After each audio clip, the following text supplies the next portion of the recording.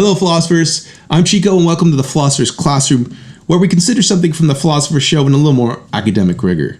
So we're talking about cultural relativism.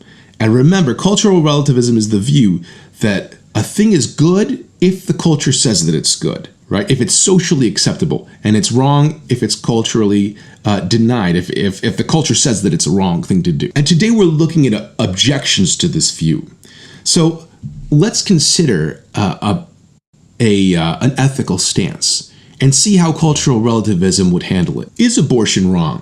One side says that the fetus is a person, right? It is a different DNA structure than both the father and the mother. It is alive, so clearly it is a living thing that's not one or the other. It must be its own person. Another side says that it's not a person. It says that it's not sentient, right?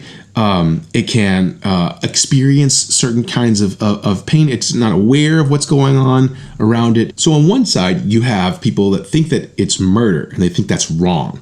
On the other side, you have people that think that it's causing undue suffering to either the eventual human that comes from that or the father and the mother of that fetus, or possibly just the mother. Is it wrong? Well, on cultural relativism, a thing is only wrong if the culture says it is. Think about the way things are in the United States, at least right now.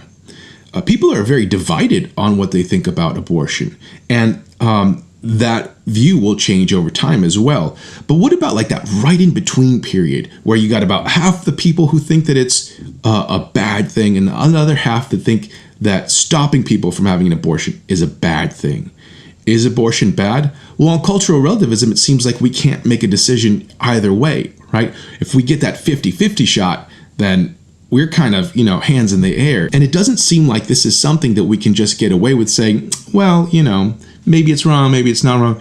One way or another, we're causing something really bad. Either we're causing this undue suffering or we're murdering a human, right? That's a big deal. Now, you might say, well, what about if it's 51% believe one thing and 49% believe the other thing? Then once we get that majority opinion, all of a sudden now we know this is the right thing to do. But when we, that 50-50 shot right in the middle, how often is that really going to happen, especially with so many people in one culture? A possible objection to that response is that it sure seems arbitrary, right? I mean, imagine like right before, there's got to be a point where we go from 50-50 to 51-49, right? And right before that, it was the right thing to do to get an abortion, and right after that, it was the wrong thing to do, and not just the wrong thing, but an evil thing to do to get an abortion. That seems pretty arbitrary, right? Just a few people change their mind and all of a sudden I did something awful. Another weird idea here, an objection that we could have, is imagine crossing into different cultures within a full nation, right? We have a nation, but we have a whole lot of subgroups. And imagine I go from one state that is very conservative and I cross the border into another state that is very liberal.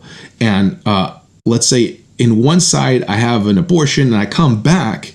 Now, is it that I did a good thing over here and now all of a sudden I've done a bad thing? That seems weird. You're just changing geography and all of a sudden you've become a bad person for what you just did. Now, maybe you were bad for doing it and maybe you weren't bad for doing it. The point is, it seems really arbitrary for us to determine that you were right or wrong for doing something purely by your geography, purely by are you in one culture or are you in another culture? In other words, it seems like cultural relativism is oversimplifying culture.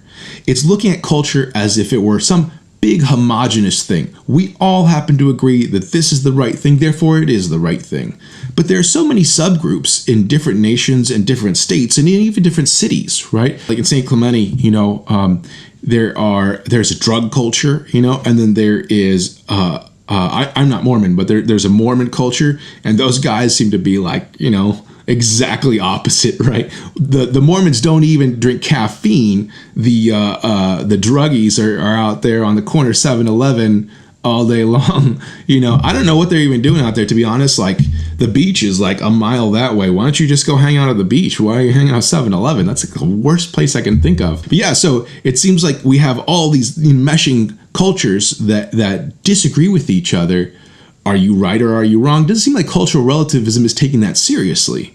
So here's one big objection, I think, to cultural relativism. It oversimplifies culture, thinking that it's one big homogenous thing when it's actually a bunch of different groups and they can all disagree. And if that's the case, it doesn't seem like cultural relativism has what it takes to be able to discern right and wrong in almost any kind of culture that has any kind of diversity.